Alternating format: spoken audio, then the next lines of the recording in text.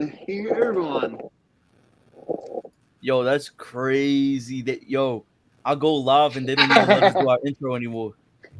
They don't. We gotta pay for it Dang. now. We gotta pay for You that. gotta pay to even do Really? that. Yeah. StreamYard is You kidding crazy, me? man. It's all good though. Dang. It's a They word, gypped y'all. us. That is Well, crazy. I was Wow. sure That waiting is on the crazy. intro. Hey, I Yo. was let me do waiting the on the intro. intro. Let me do the intro. Go ahead, go ahead. It's Go Kurt. ahead. It's Kurt Angle. Welcome to the Say I Quit podcast. Oh Hey, gosh, shout out that's to Kurt so Angle for doing that for us yeah, as for well. sure. You know what Right. I'm saying? That is definitely we've done a lot in the last year, but we're about to start a new series of interviews with a bunch of different independent wrestlers So around the world. It's your boy Lil Derek. I got Reed with me. I got Les Hardy Jr. with me. And the first of this new interview series, our first interview of did we get Calvin Coco? I think we got Calvin Coco at the beginning of this year. My Yo, first interview in this new series. Welcome to the Say I Quit podcast, Hyena how you know? let's Obscuro. go. Obviously we got a ton of questions that we can ask you. All of us, all three of us are lifelong pro wrestling fans, as well as hip hop artists as well. So we Oh, may awesome. get you a little music questions here and there, but to start off, I I think the I perfect way to actually get go ahead.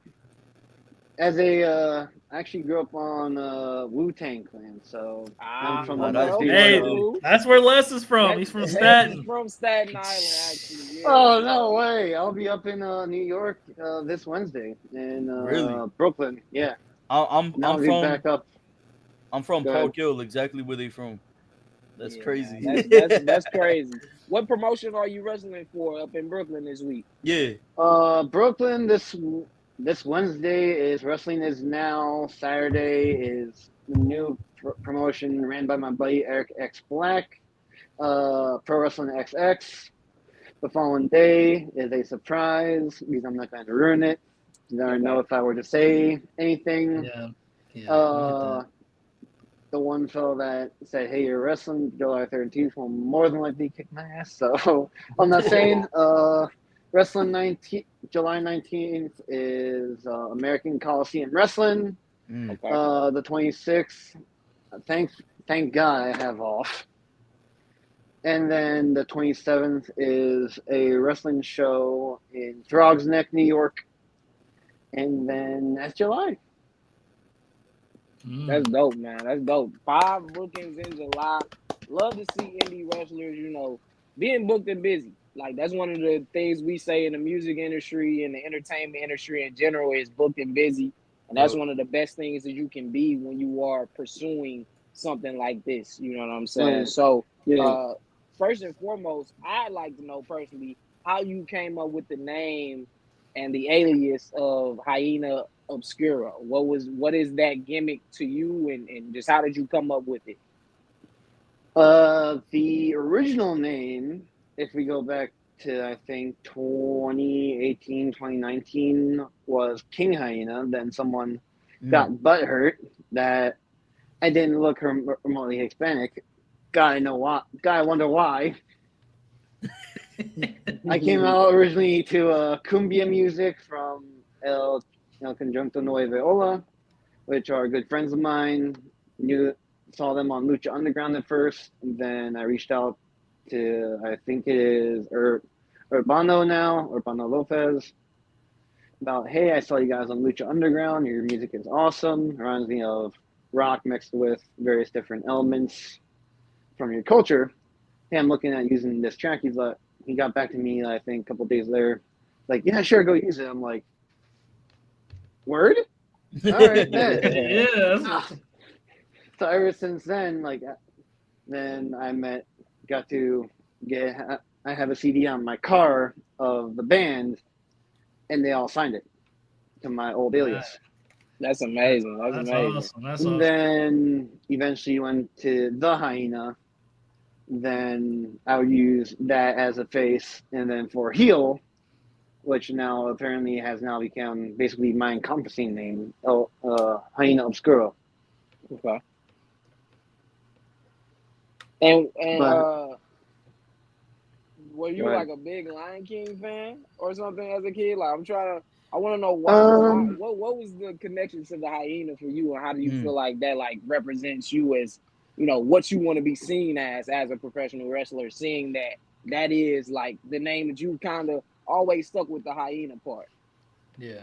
how I came up with the hyena is I'm going to kind of pull back the curtain a little bit, metaphorically speaking, if you would, into my personal life. I'm from a family of 7 guys, no girls, and all my brothers, including my mom and dad, are Philadelphia, like full-on Philadelphia fans through and through. Go, Flyers, go, Eagles, go Phillies. Eagles. Go Eagles. Fuck the Eagles. Oh, Sorry, I just can't fucking. I go cannot fucking Eagles. stand. I cannot fucking stand Eagle fans at all. I just cannot. I'm an Eagles fan in Illinois, so I get flack a lot. Like root for the So, Bears. I'm like, nah, the Bears. I'm good. I'm good. I feel it. so whenever like that would come up, like I would always go like, yeah, other team. They're like, name one person. I'm like, I don't know. They're like, shut the fuck up. so, Yo, so Hyena was born kind of out of that, and also to kind of pull back a little bit further, my I don't know how y'all feel about furries, but it also comes from that community, Mm. Okay. and it yes, also kind of partly Lion King, if you would. Right. Okay. I like that. I like that. I was gonna ask, didn't Penta have an Obscura in his name at one point?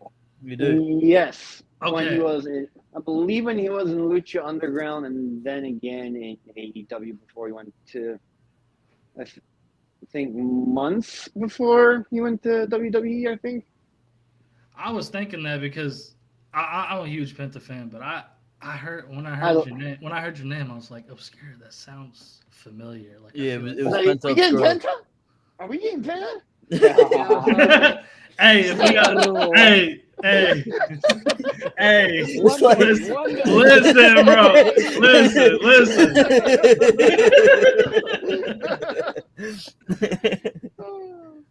So continue to dig back that pull back that curtain, like you said, metaphorically Yeah. speaking.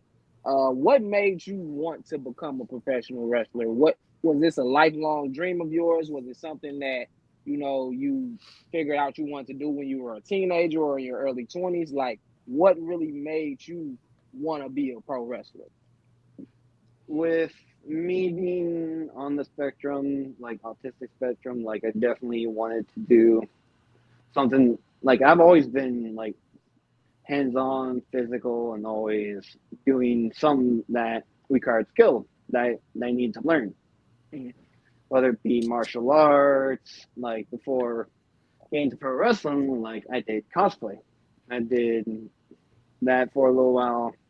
I did some medieval, like full armor, 60 pounds metal armor fighting while I was wrestling. And then what got me into it initially was me watching it back when I was a kid, playing the games, playing WWF No Mercy, and playing. Classic. That's That's what one we of my talking about I over was here. wondering who I would talk with that. I was wondering who I would talk Yeah. with Yup. that. And like making myself in the game throughout the years, Always. even like I remember what got me hooked into wrestling, like indie wrestling, was going to watch my first show in my early 20s, and then finding out, oh, there's people that are like tall like me, and even like differently built than I am. Like wrestling is not a one size sport; it's multiple sizes, if you will. Like back then, I thought, oh, I needed to be big. I needed to look like a fucking bodybuilder or like right. something out in the comics. And I remember at first I'm like, I want to go to wrestling school. Like I would say in my senior year of high school. My parents were like, "Do you want to drive there?" I'm like, "Can I?" They're like, "Do you have your license?" No. Like, well, I guess you're gonna have to wait. I'm like, damn.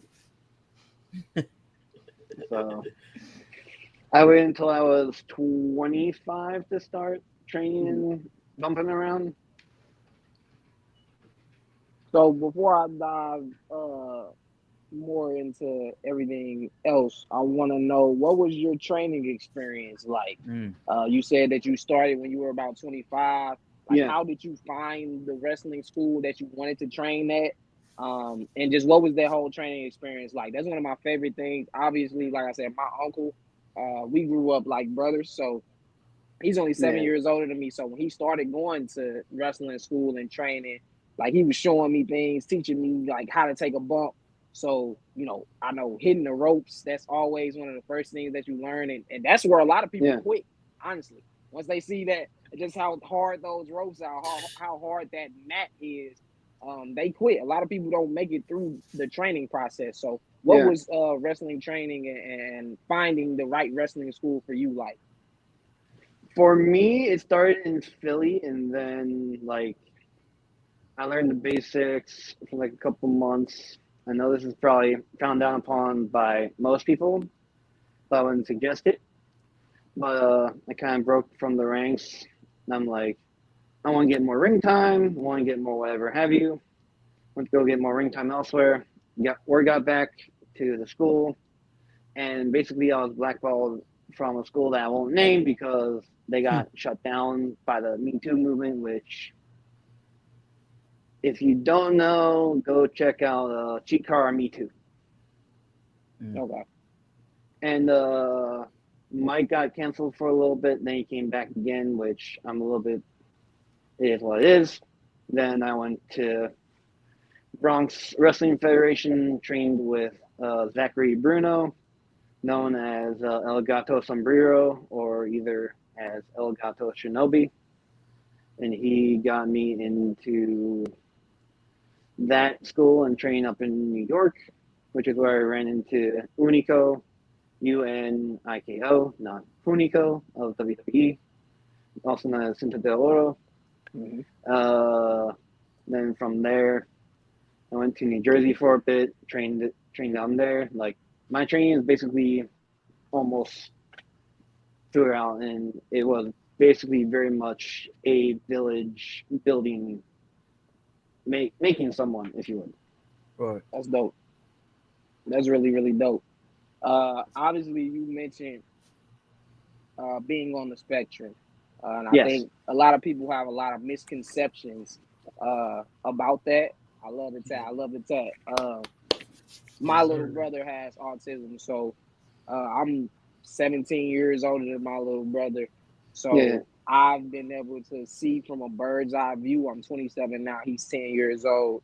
So I've been able to see from a bird's eye view and kind of learn more about something that, honestly, I feel like 10 years ago, most people didn't know what they know now about God no. autism. You God know what no. I'm saying? I think a lot of people were very miseducated and Oh, yeah. uneducated on it. Miseducated and ignorant to what Yeah. autism is, what the spectrum I is. don't know. You know what I'm saying? So I think it is a beautiful thing. Not to cut you off, Right. I that's one of the main things that when I checked your page, when I was hitting you up about interviewing you, that's one of the things that caught my attention, is that, you are on the spectrum. You're proud of that. You highlight Yeah. that. And it's also a way for other people to see that that has not limited you at all from No. God pursuing no. something as intricate and as hard as pro wrestling. Oh, yeah. And also showing everybody that, look, no matter what you're going through in life, no matter what conditions you have, no matter if you're on the spectrum, no matter if you have a learning disability, a speech impediment, whatever, if you really put your mind to it and work hard, you can accomplish anything and literally pursue any dream that you have. So that's I like to congratulate you for that. Yup. And thank you for coming on here, talking to us and allowing us to shed light on you as a wrestler that is very open about being on the spectrum. I'm sure I know you probably met some people that you realize, like, this person doesn't even know they're on the spectrum, because I feel like it was such a miseducation on what autism was for the longest, and now you get to be one of those people that shines light on it and can show people what it really is. You know what I'm saying? Yeah. I was going to jump in and say when you were going through your whole diatribe there that even some people, I don't know about everyone's political or whatever, but there are even some people that hold office that are very much miseducated on what people have diagnosis wise or disability wise or whatever, you know. I Oh yeah, remember even when the HHS secretary said the remarks they did, like, I wanted to leap through the TV and give him an RKO. I feel you. I know exactly what you're talking about. Yeah. I know exactly what you're talking about. I have held down multiple jobs, like in the street jobs, even one I have now for 3 years. And I have been through hell at different jobs. I've been through good times at different jobs. Sorry to hear that. That's life though. Everybody gonna go through hell Yeah. at work. You know Yeah, what I'm saying? but- Like that's Yeah. That. like you said. It's too. It's not as simple as or as bad as they try to make it seem. Like I said, especially 10 years ago, I feel like one of the things that I would always get with my little brother when I would say up until maybe the last 3 years, maybe that I think more at least in my community, people are a little more educated about it. Is that he doesn't look like he has autism. You don't look like you have autism. You know what I'm saying? Like, I could imagine that's something that you might have dealt with. You know what I'm saying? I don't know, of course, but I know that's one of the things that people were very ignorant to. People thought that people that have autism, they look a certain way when it's just not true. Certain facial features or like certain styles of hair, certain like speech patterns, or even the way they dress. Right. Like, no, I'm like fucking the same as you guys. Yeah, literally. Like when people are like, Literally. "You don't look like you have autism," I'm like, "Bitch, the fucking mean? Yeah, I don't look like I have autism. Does it mean like I need to have a certain face?" Yeah, like but like I said, it's beautiful for you to be able to shed light on that and just show everyone that's on the spectrum, everyone that's dealing with something in life that they feel like, I'll never overcome this, I'll never be able to do the things that I dreamt of doing. You're a perfect example of only you can hold yourself back when it comes to those things. If it's something that you really want to do, you can do it. You know what I'm saying? I was going to say for the longest time, like I wanted when I was watching Rey Mysterio, when I was watching some of the wrestlers, even when I was starting to train from CMLL, from AAA, from like different Hispanic communities, like, fuck, I could probably do that shit. I could probably do, like, after knowing my limitations, I'm like, probably not that now, but I could fucking try. Hey, why not try? With a crash pad. Yeah, I mean, why not? So, Hyena, what's one thing about grinding on the indies do you feel like fans don't really appreciate, or fans really don't know that, like, if it's like harder, or like what's one thing about it do you feel like? I was going to say that grinding on the indies, you guys probably wouldn't know about this because you guys probably, like, as hip hop artists, like, you had to like reach out to like venues, promoters, or even, for example, like the podcast, like, hey, do you have anything that you need me for? Do you have dates open? Do you have this open? Or like very much asking promoters about getting on, showing what you can do, even with like what you have done or previously have done, or even your tracks, your music. your moves, whatever have you. Like, people don't understand, like, it takes a lot of fucking driving to get from point A to point B. They're literal road warriors, always on the road. I like you just said, you're in Pennsylvania right now, right? Yes. And you got to drive up in 2 days to New York for some shows, and then you're gonna have to come back home eventually. You know, a lot of mileage on the body for sure. And like you said, you got to pitch yourself sometimes to promoters and to bookers to be like, hey, I'm this guy. I'm gonna be in town during this time. Do you got any open dates? You know what I'm saying? I agree. Yeah. I think that's something, you know, us as being like independent artists and kind of knowing what it's like for us having to grind to get shows and bookings. I can imagine it, but that's something that I think that a lot of fans don't think about is the fact of having to pitch yourself, knowing how to pitch yourself, kind of having an elevator pitch of sorts as a, you know, a lot of people think about that as far as like a business owner, but in general for a wrestler, you kind of need a solid elevator pitch as well, because you never know who you're going to run into, never know who you're going to bump into.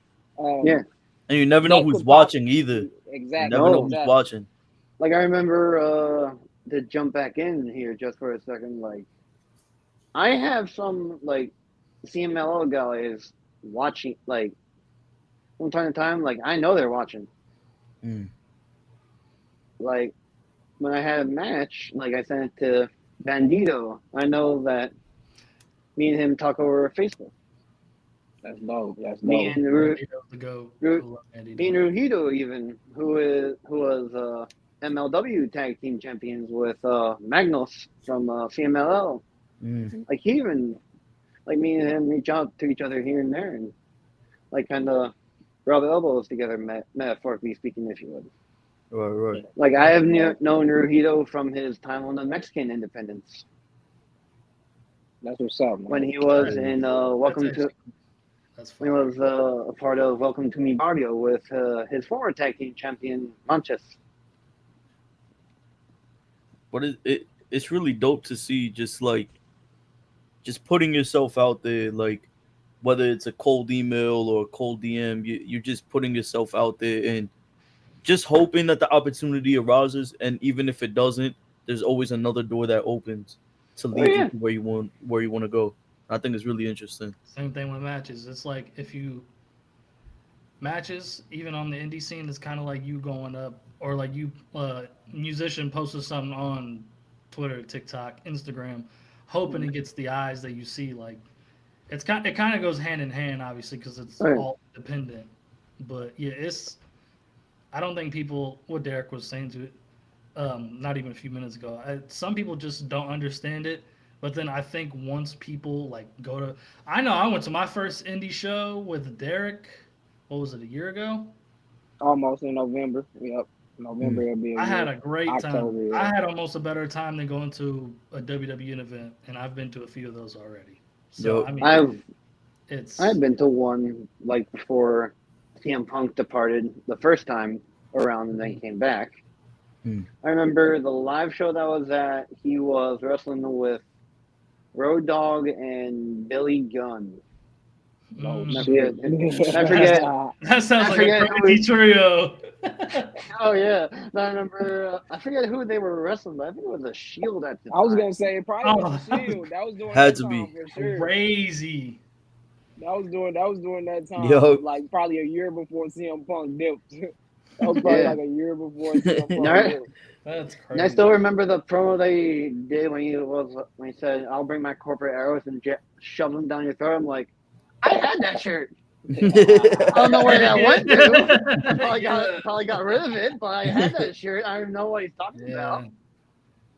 Yeah, as Reed said, I do think if you are a real wrestling fan, you got to get to an indie wrestling show. It is have to. It is much more interactive, I feel like, than a WWE show is. Like Reed came to one where it was a death match. Akira was. I'm not a big death he match. He saw it all. Reed saw it all. God bless your soul, man. I'm not a big death match guy. It depends. Like when Hangman Adam Page, one of my favorite wrestlers. If he's in a death match, like if it's a TV death match, I'm okay with it. But the one on the Indies is crazy. They were doing something. I was like, I've never They don't seen have any this before. filter. They don't have a filter. Like flaming No. flaming doors and gets right back up with it still burning on his back. I'm like, what is what is That's the happening? beauty. That's the beauty of it. Yeah, Like, bro. I was actually originally scheduled to wrestle. I know this is going to probably come back to bite me in the ass, but it's a podcast anyway, so okay. Yeah, why Originally, I not? was going to do my first hardcore match, the 23rd of August. mm. But Ooh. thank the Lord, I'm not doing one anymore. He We're said, gonna be "Look, like I ain't even Gusset. trying to. They gonna I hit. ain't They trying gonna to play hit. around like that." They gonna hit us up like, yeah, you're doing the hardcore match now.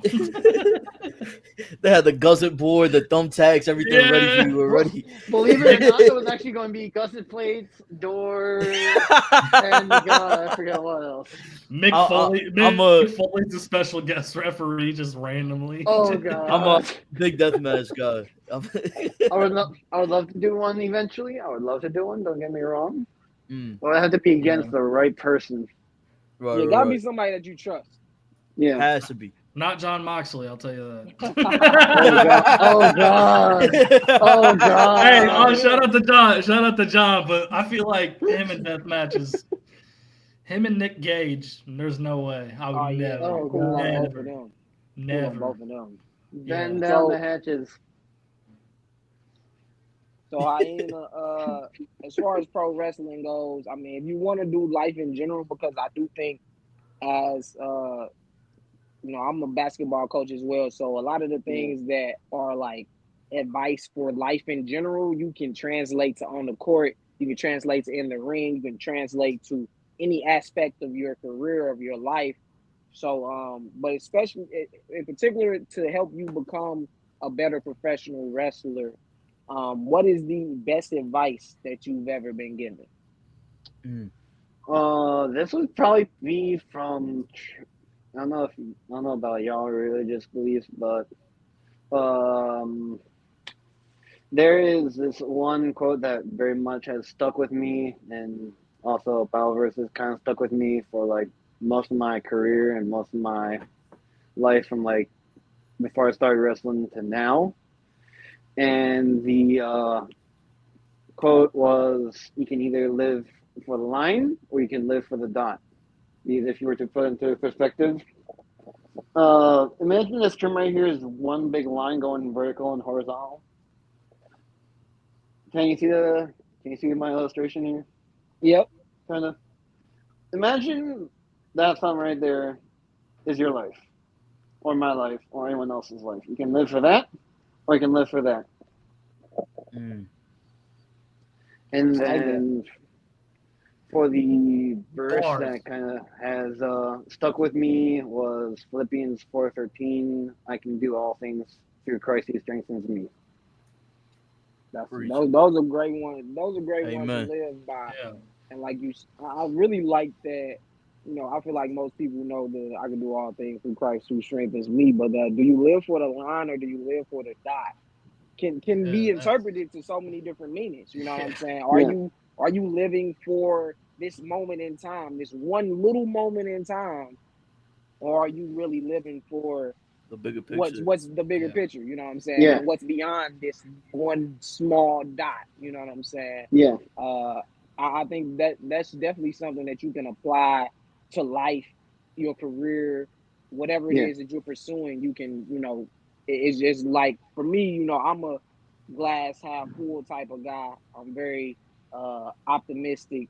So one of mine is always, everything happens for a reason. I truly believe that everything that has happened to me, everything that is gonna happen to me, is gonna happen to me for a reason to Yeah. allow me to make it to where I'm supposed to be in the next Yeah. couple of years. You know what I'm saying? So I really like that. I really like both of those. I think that's great That's tough. advice that Bars. that you can live by. You know what I'm saying?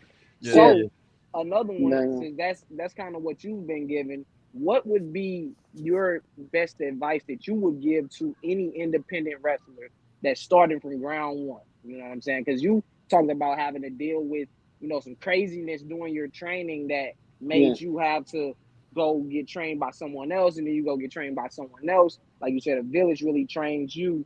So of course you experienced some turmoil in the very beginning of your wrestling career. Yeah.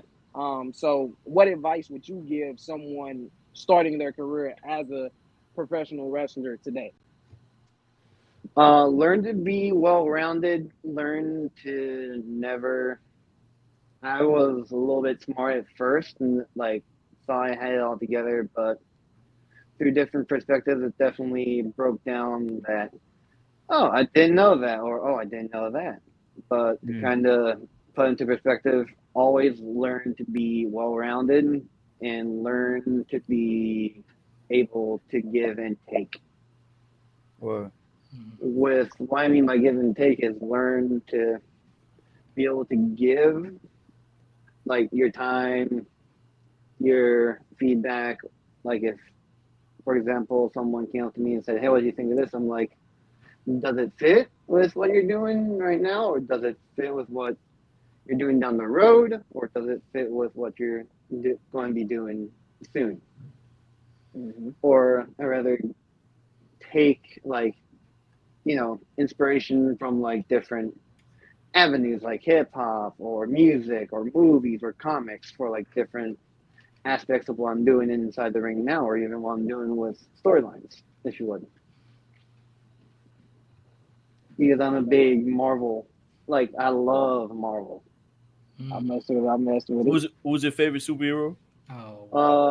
This is going to be a very much unique answer in being a supervillain, Carnage. Okay, I love okay. Carnage. Not the Harrelson one, just the regular one, right? I did read, I think, 2 issues of the Carnage Axis run where he tries to learn to be good. And then my favorite story event that I'm doing kind of a little bit right now, taking inspirations from, is the King in Black storyline. Wow. Okay. See, it's interesting that you chose somebody that's seen as more of a villain because Yeah. other than like Spider-Man, I think my favorite like I guess superhero or just a character is probably like Silver Surfer. And like depending on like how you view like Silver Surfer, a lot of people might say he's a villain. Some people say he's an anti-hero. I but I kind of like relate to Silver Surfer in a way. So I thought it's really interesting you chose Carnage. That's really Yeah. really interesting. But when And it like goes, but however, though, I Mm, have 2 others when it comes to like villains, anti-heroes, then the heroes. let's hear him. My favorite anti-hero would have to be trying to think. I don't know, would Sabretooth be considered an anti-hero as of late? At points, yes. yeah, I was gonna say at points he's helped the X-Men. Yeah. Yeah, my favorite villain is Carnage, favorite anti-hero is Sabretooth, and then my favorite hero would have to be Iron Fist. I like What a that. pick! What a pick! That's What a a good pick. I think all Right 3 now, of those are I don't very know unique if you picks have too. seen anything from Iron Fist, but they're gonna be doing the undead Iron Fist run what a soon in pick! September. That's dope. That's dope. Yeah, I like that list because it, like you said, it's very unique. It's Yeah. very unique. It's I think different. those Yeah, are it's 3 different. people that you don't hear all the time. You know what I'm saying? Yeah. Especially the Carnage. Somebody saying like Carnage is the first Yeah. comic book character that you know. I'm a Wolverine guy. You know what I'm saying? Les, Spider Man He, guy. Reed, you a he Spider Man lame. guy too, ain't you? Absolutely, bro. Yeah. Mm. So I you would say know Daredevil. I would those. say Daredevil too. Yeah, Whoa. so I'm like those What a pick! are more Uh, typical names that you hear, but even somebody like Iron Fist, obviously, I'm not, you know, I haven't read like all of his comics. He's one of Oh the yeah. guys that I don't know the most about. Yeah. Compared to like my second favorite is Deadpool. You know what I'm saying? Yeah. I know much more about Deadpool than I know about Iron Fist, but uh, those are characters that just, you know, shows how big of a fan that you are for sure, in my opinion. oh yeah. Off bat, I even that's have someone. like in my closet here. I have like 2 two huge stacks of like comics from like Spawn, Punisher, Iron Fist, Morbius, uh, the run for the Rise of the Midnight Suns, the complete run of when they did the reboot of the Night Thrasher, uh, which I just read through recently. That was good. What else?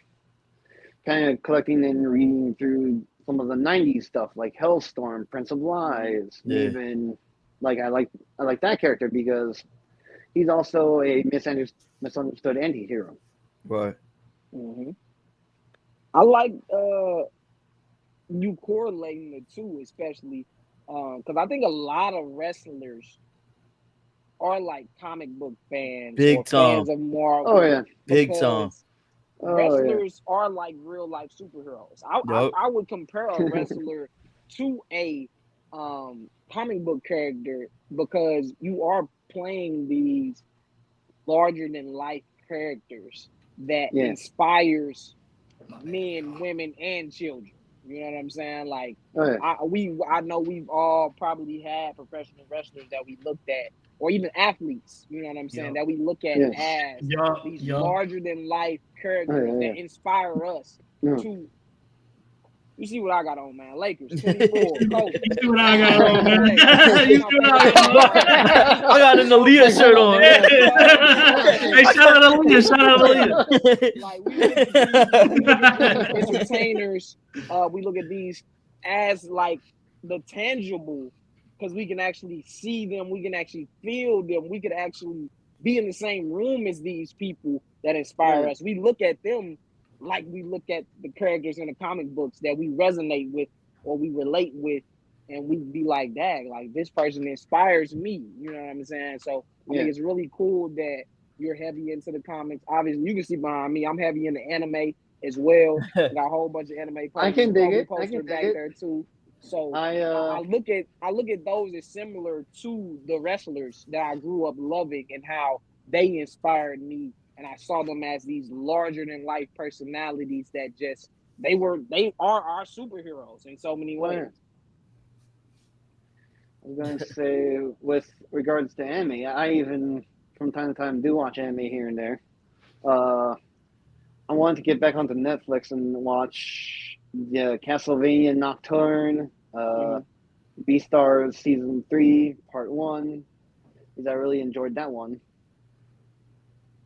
Yeah, I got a long list of stuff to catch up on for the summer myself. Oh no! Oh no! No! I'm waiting for Starting 5 to come out with Halliburton and Shea Gilgis Alexander.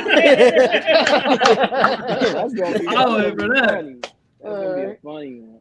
So obviously, with everybody, we gotta ask them this question: Who is on your Mount Rushmore Come of on. professional wrestling? Your personal favorites. Your personal. And one honorable mention. You don't gotta. And yes, and one honorable mention. You don't gotta try to please nobody. This is your personal four faces on your Mount Rushmore for professional wrestling. I know for my honorable mention, I'm going to throw up Eddie Guerrero. That's my go. That's my favorite wrestler of all time. So that's already starting off. Number 3 would have to be Hayabusa. Ooh, hold on. I'm not ready for this list. I'm not ready for this list, Hyena. Number 2, God. I would have to say, because he follows me and I do watch his stuff, would have to be Octagon Jr. from AAA. Okay. Yeah. And then number 1, because number 1, God, there's just so many different names that are like, God, they're good. God, they're fucking good. Holy shit! How come they're still moving? Number 1 would have to be. Fuck. That's gonna be a hard one for me, to be honest. As long as you don't say Hulk Hogan. I think you get 2 more, right? You got 2 more. Wait, pause. What? I think you got 2 more picks. You said Eddie was your honorable mention, right? Yes. And then you had Hayabusa and Octagon, so you got 2 more. I would have to say, because I've already fought him, I've already watched him in the ring. I've trained with him multiple times. I was going to train with him last weekend, but my trainer Unico, he was in CMLL from 17 years old to 23, and then I have the utmost respect for him because of what he has done within the New York wrestling scene, even the lucha scene up there. But let's see, yeah, that was 4, 3, 2. And then number one, because I got to meet him in person, got to even watch him in person, would have to be Blue Demon Jr. Okay. You pulled out some good names right there. Hyena reached in the duffel bag and went, yeah. Thank God. Sheesh. Because I love the Mount Rushmore so much because That was like people- Maven last time. Maven had one that even had me like. but I love the list where it's just not like, you know, everybody's gonna The say these typical. wrestlers. Yeah. You hear like a Randy Orton, you know what I mean? Stone Cold Steve Austin. Yeah, The Rock. My skill wise, I would have to say Stone Cold. Stone Cold all day. That's a good debate because they always say Stone Cold Rock. I would have, even 1 and 2 would always have to be Rock and Stone Cold because those two could just carry. You know what I mean? Yeah. Absolutely. Like they sung what song did they sing? Oh, Margaritaville. They could sing Margaritaville inside of the ring, and I would just be captivated. Yeah, legit. I remember they did actually. They did do it actually. I remember. Extremely entertaining, no doubt about it. But like Les said, I love that list. It's not your typical 4 that everybody would say. You know what I'm saying? No. And also it shows the love and knowledge that you have for wrestling. Pulling out a name like Habusia, you know what I'm saying? Like a lot of people don't know. What did you just say? He said Habusia. Disrespect the Hayabusa. He said Hayabusa. Hey, it's all right, Derek. It happens, Derek. It's okay. Put some respect on a legend name, Derek. Hey, let's making it worse. Let's stop. Let's chill, Les. Les favorite wrestler. You can't even see him. Sweet.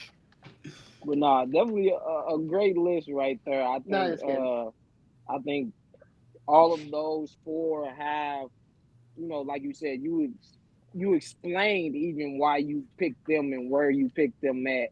And obviously it doesn't have to be any particular order with your 4, but and of course Eddie Guerrero being the one, you know, that it's probably on a lot of people's list. As your honorable mention is really dope. So where did your extreme love for Lucha Libre come from and for that style of professional wrestling? It definitely seems like that is the style that has like piqued your interest the most and that you know wanted to kind of model your career after. Where that came from was actually being up in the Bronx Wrestling Federation and seeing like the different max wrestlers that would stop through and train. Even seeing some of the wrestlers that would come from there, even like my trainer Unico. Like he came from the Bronx Wrestling Federation up there in the Bronx.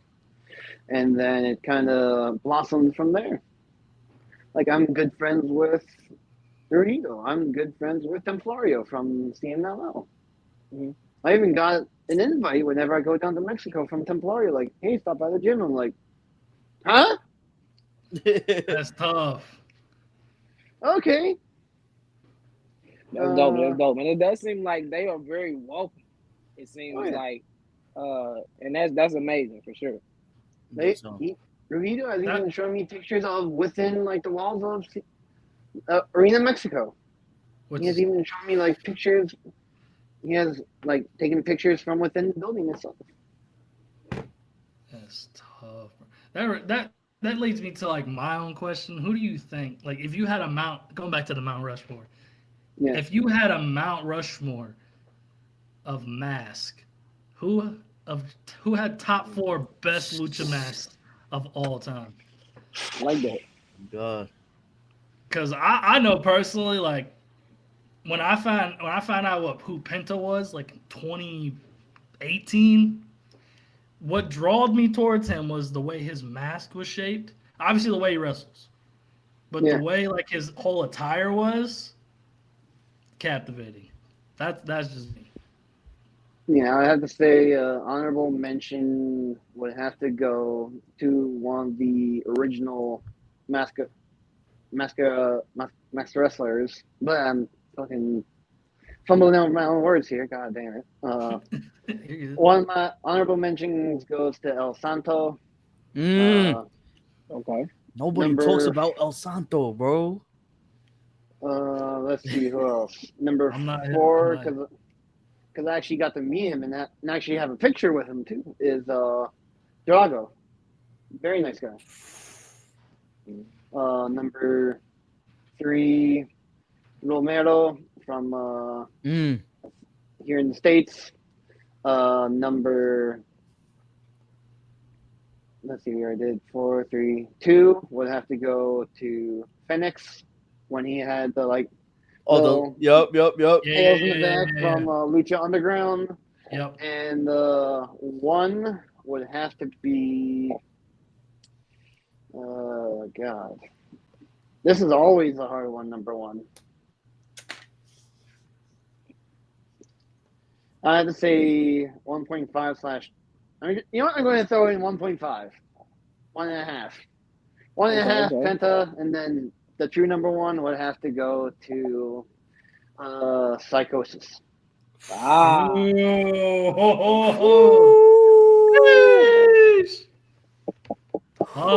is one of the. Yeah, I like that list a 1931, but I know people. I know names. Yeah. For sure. You. I can tell that you know your history, especially Elite ball when it comes knowledge. to Elite Lucha ball Libre. knowledge. I feel like a lot of people don't give my boy Ultimo Dragon enough credit with his mask, though. I love Ultimo I Dragon think mask. it was going to be my other honorable mention because I got to meet him and actually even got to go to one of his seminars here in the States. That's what's up, man. I think two underrated ones is probably like, well, not even underrated because everybody loves Jushin, but I was gonna say Jushin. his mask. Uh, But I He's think one of like best attires, the one of the best big attires ever. long Is out and Jushin. then the little thing up Yeah. top. Jushin always gonna be goated. there's also like La Parca and Juventud, Oh, yeah. like those masks. Oh, Come yeah. on, I would say Especially Dragon Parker. Lee. Dragon Tiger Lee's up mask. there too. Tiger Oh mask. my Tiger God, mask. yeah. Yo, bro. Like that's my favorite Mercedes attire. It's her Tiger mask attire. El Generico. Oh, with the fur and everything. Yeah. Yeah. That shit That was hard. what Eddie. That's what Eddie used to wear. Yup. Yeah. Yeah. Yeah, I forget why that's she had that's wore that her. joint. Like the whole attire is straight like Eddie Guerrero attire, like legit. Yeah. Just in woman form. I'm surprised no one ever says Ray, but Ray has so many. He's kind of in his own category. Yeah, I Oh, was gonna say yeah. Ray got like 5,000 masks at this point. Bro, he's got a lot of masks that are have like his crazy. own top 5. He gotta This have motherfucker got a Yeah. Louis Vuitton mask. Like, Oh, yeah. who doing it? Bro, Like, he's Joker when you- mask, Spider-Man mask, every Joker. Wolverine mask. Like, Imagine he did it stepping out. all. Imagine stepping out with a Louis Vuitton mask, bro. Come on, Like, that's Oh, good that's grief. that's That's a too flex. Yeah, that is crazy. Yeah. we got a couple more questions Oh, for you goodness. before we let you go, Hyena. My next one, pertaining to you being a wrestler, what do you prefer? Do you prefer being a baby face or do you prefer being a heel? It is legit fucking hard to get someone to like a animal character, especially a hyena. God, I fucking hate being babyface. I fucking hate being babyface. I think Being I feel like a lot of wrestlers say that. it's way easier to garner heat than it is to make someone like you. You know what I mean? Oh, yeah. Yeah, I prefer being a Rudo any day, anyway. That's just me. Yep. Because feel it. he's now with the one character that I'm with, Mr. H, the Oni God. He he's very much like, you get to be with me. I'm like, yes, I get to be a picker again. Woo! Let's go. He's like, yeah, you get to follow my lead. I'm like, awesome. So I think A lot now, of, a lot go of ahead, Les, my wrestlers say bad. that. No. You go ahead. Go ahead first.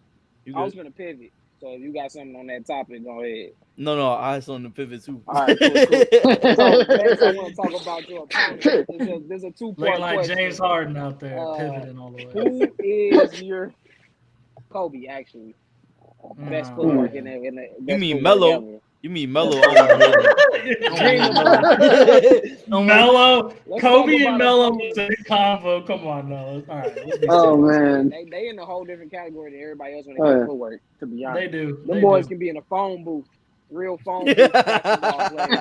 They can be in a Hey, phone booth and just hey, bust your ass. hey, I'm putting. Hey, y'all know who I'm putting up there though. So, In a phone booth, who?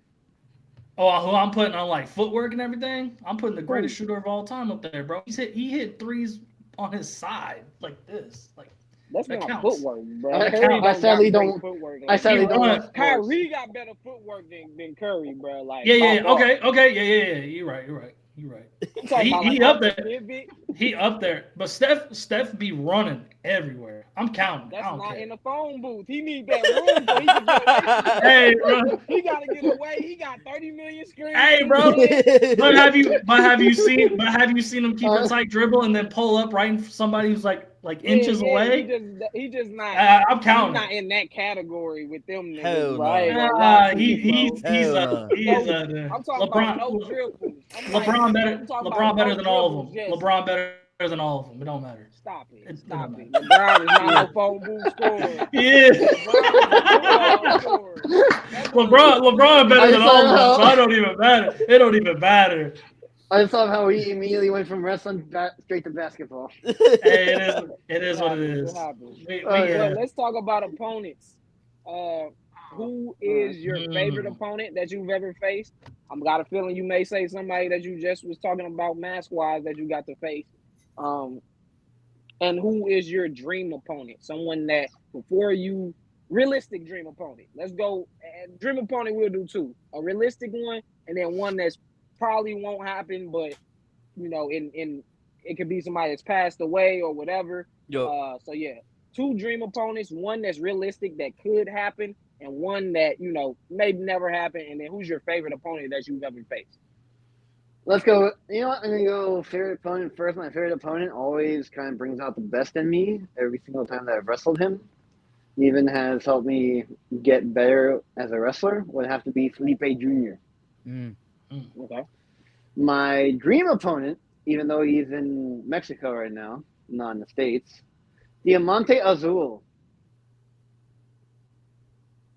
Diamante Azul. I'm not hip on him. That's neither. a Google search. That's a Google search for me. You hear me?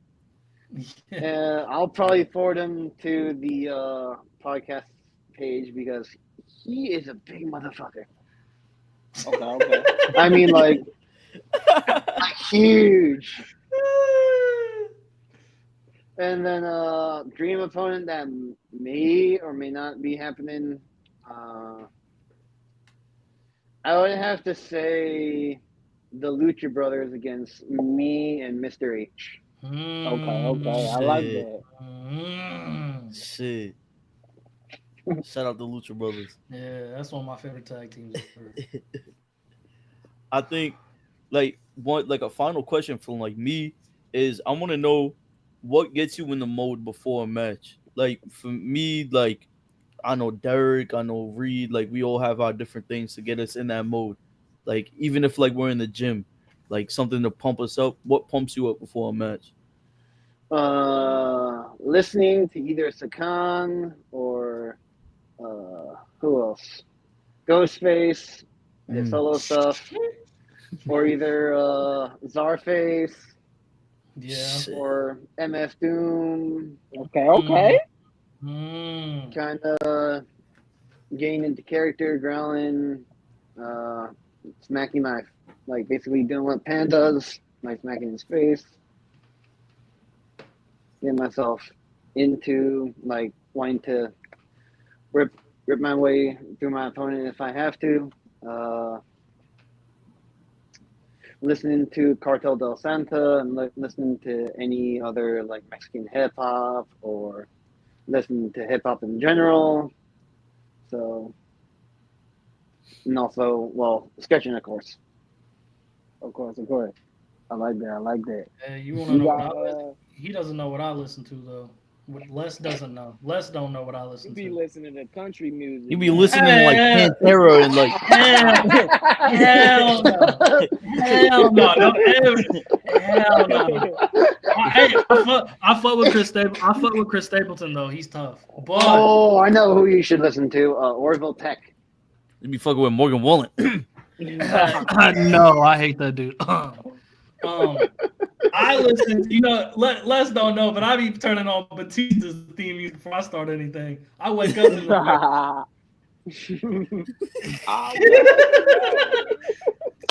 Bitter danger. Yeah, walk alone. Yeah. I got that in my regular playlist just because, and Metalingus. I have that too. Those are my- And that is Yeah, perfect those are- segue to my final question. I don't know if y'all got any final questions to end this off. I have no My more final final question questions. is: give us your top 5 best pro wrestling theme songs of all time. Top 5 best pro wrestling entrance themes. This be my favorite part. This be my Yeah, favorite part. this is the best one.